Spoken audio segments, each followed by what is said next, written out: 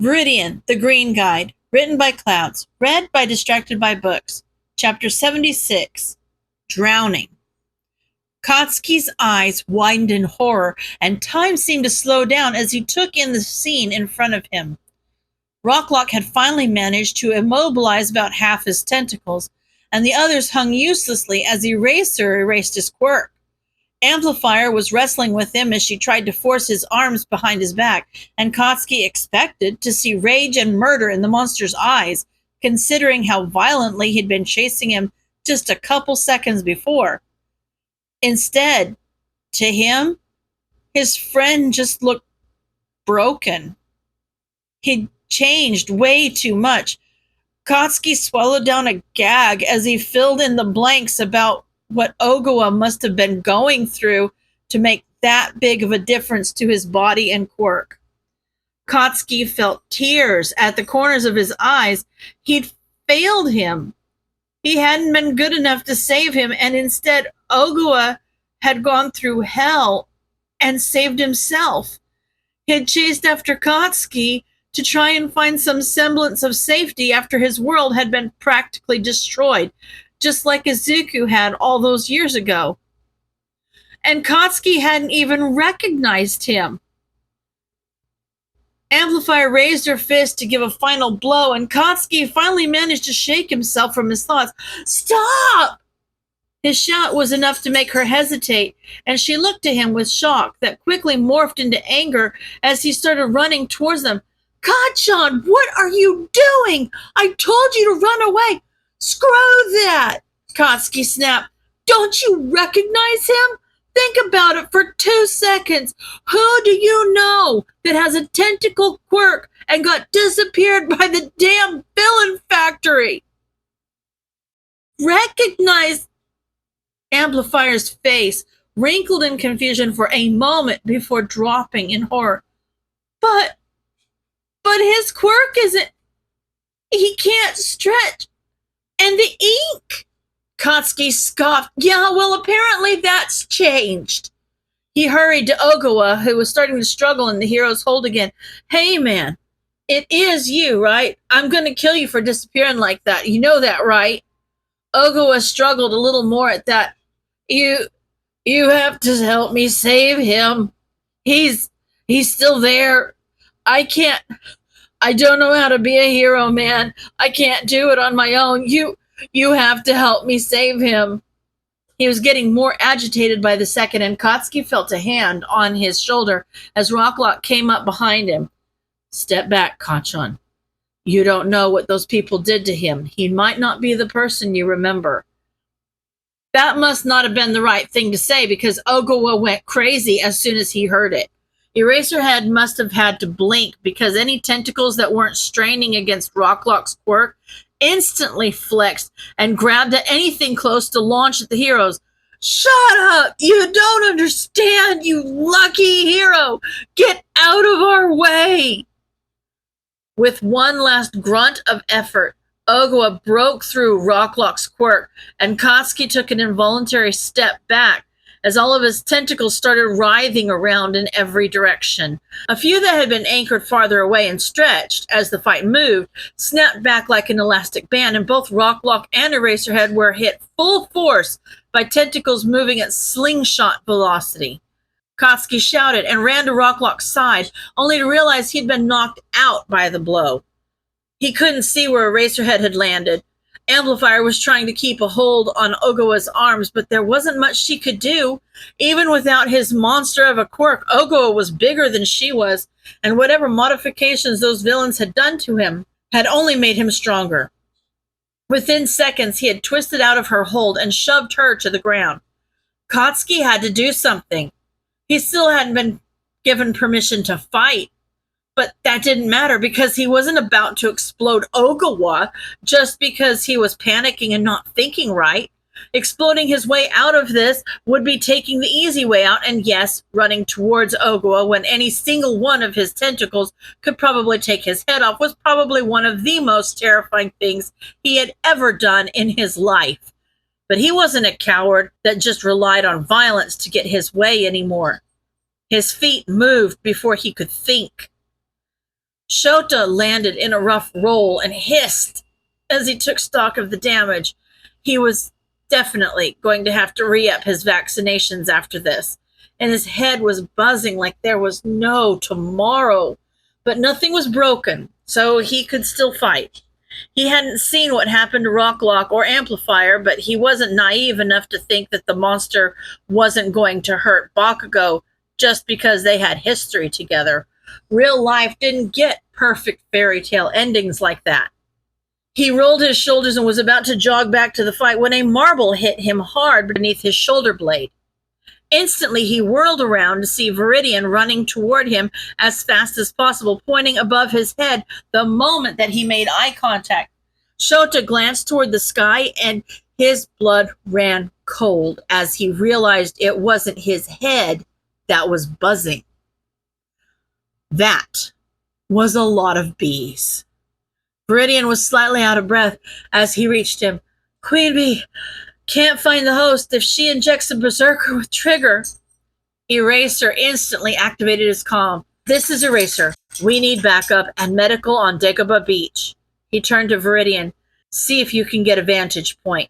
Queen Bee can fill her drones with anything, even explosives. So use your slingshot, but don't get close.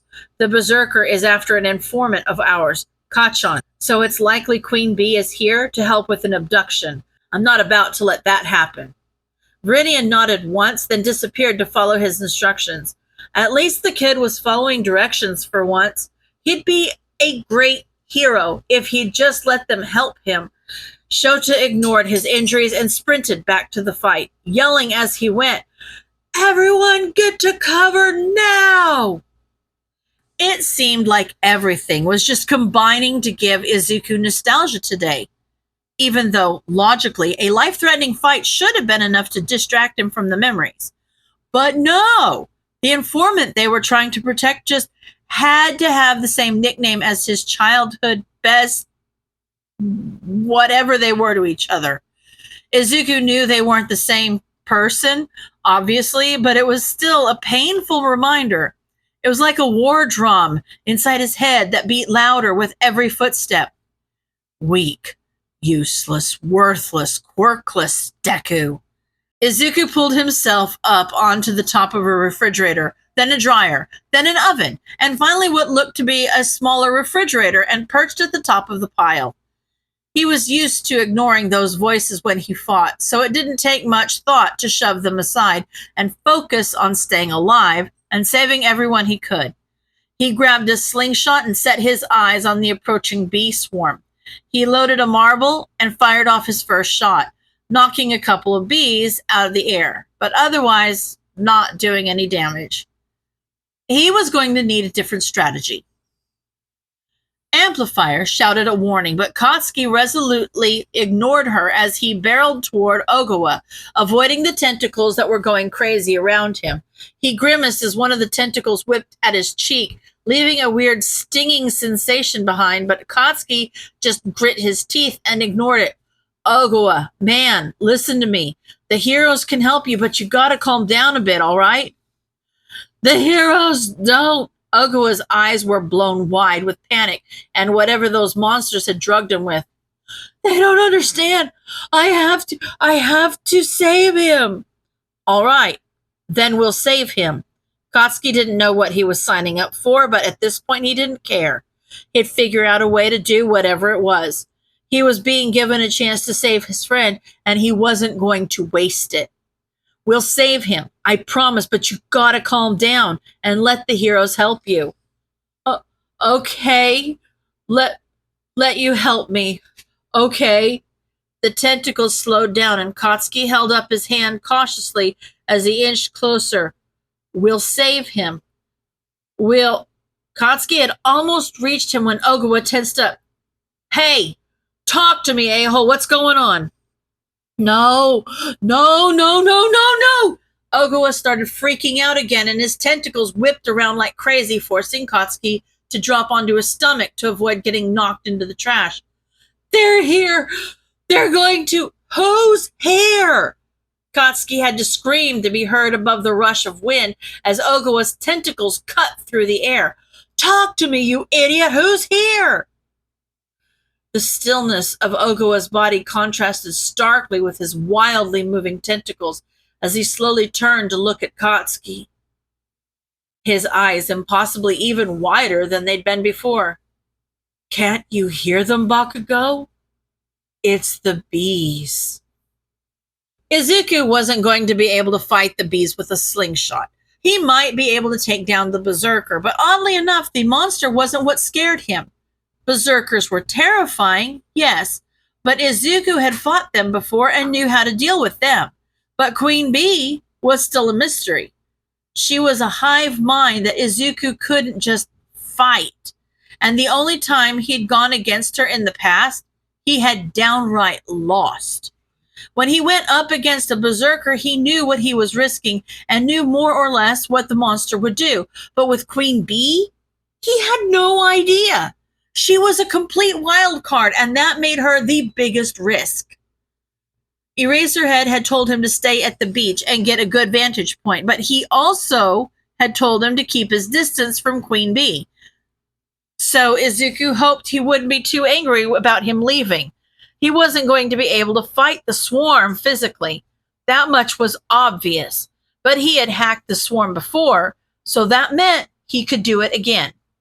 Izuku just couldn't get over the fact that when he had left the beach and started asking the remaining civilians if anyone knew where he could find a computer, one of the police officers had immediately offered him the one from his car. There wasn't even any question of why he was asking or anything. The police had just recognized that he was a vigilante and given him what he needed. It was weird, but nice. He didn't have time to focus on the strange, warm, fuzzy feeling, though, not when there was a villain he needed to stop. Izuku had parked himself on the pavement just off the beach so he could run and join the fight if needed, and typed rapidly to recreate a simplified version of the program he'd used to try and hack the bees before. He didn't actually need to be able to give them orders or track their location or anything, because if their self-destruct feature still worked the way it had last time, then simply attempting to hack into them would be enough. One of the bees flew past him, then doubled back, and Izuku pushed himself to type faster. He could do this. He just had to take control. The buzzing was loud enough to make his brain rattle as the largest swarm of bees Katsuki had ever seen descended on the beach. Somehow, when he'd found those bees near Ogawa's apartment, he had somehow just been thinking about a couple of bees, like one or two in a fly-on-the-wall situation. Not a whole swarm. He kind of got why Ogawa was freaking out now. This was terrifying. Ogawa was clearly panicking, frantically moving his tentacles to knock as many bees out of the air as he could as the swarm attacked. Katsuki himself wasn't faring much better. He hoped that Eraser would forgive him for using his quirk, especially since some of the trash was now starting to light on fire. But his explosions were currently the only thing between him and becoming a horror movie victim. Partially wrecked bees were starting to cover the sand from both their efforts, and Katsuki shimmied backward through the sand to try and reach Ogawa, wincing as some of the bees stung him before he could explode them. The stings hurt way more than they should have.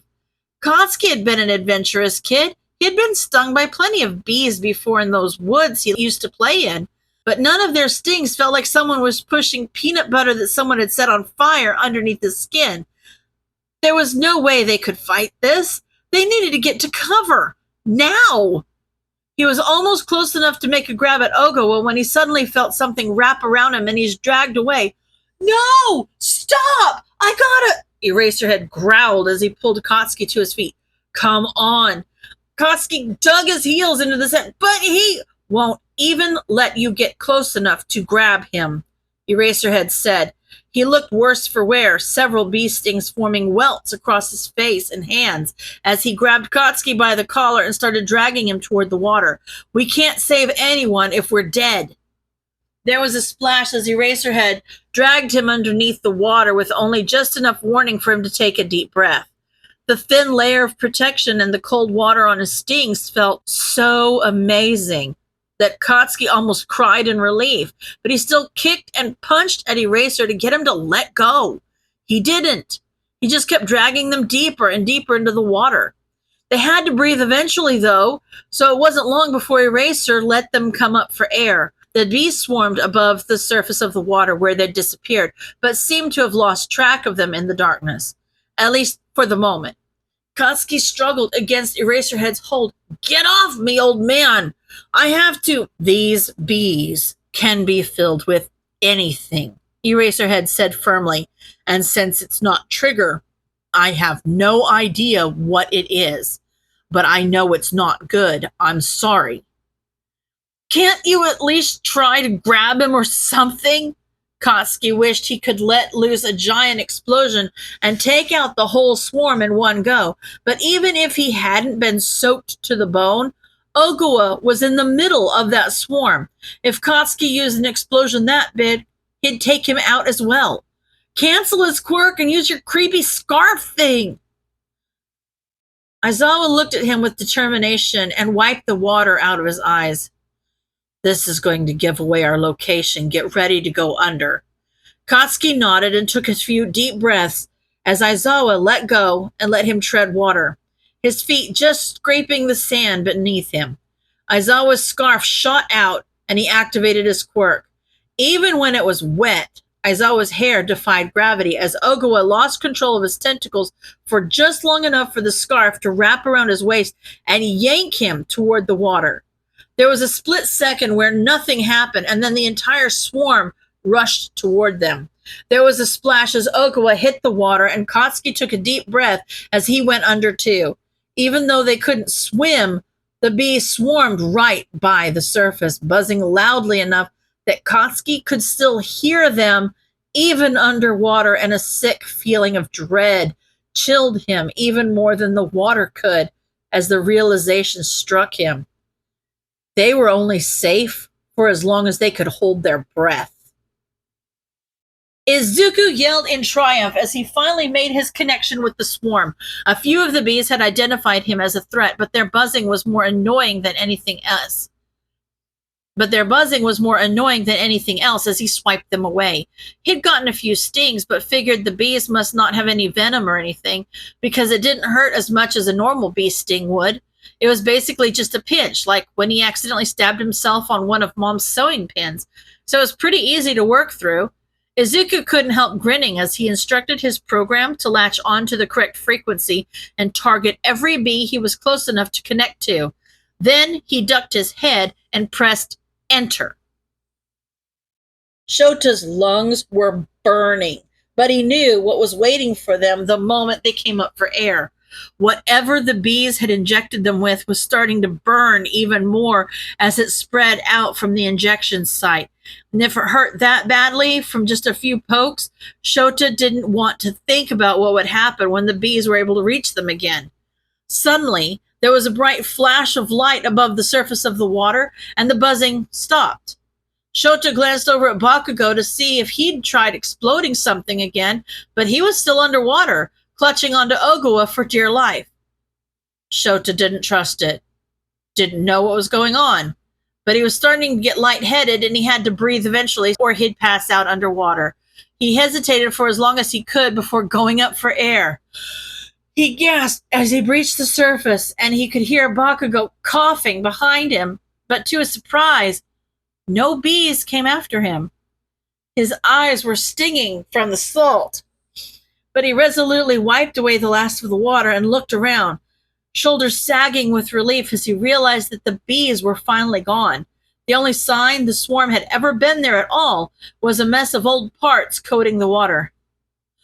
"Come on," Shota huffed, stumbling slightly on the wet sand as he stood up and started walking toward the beach.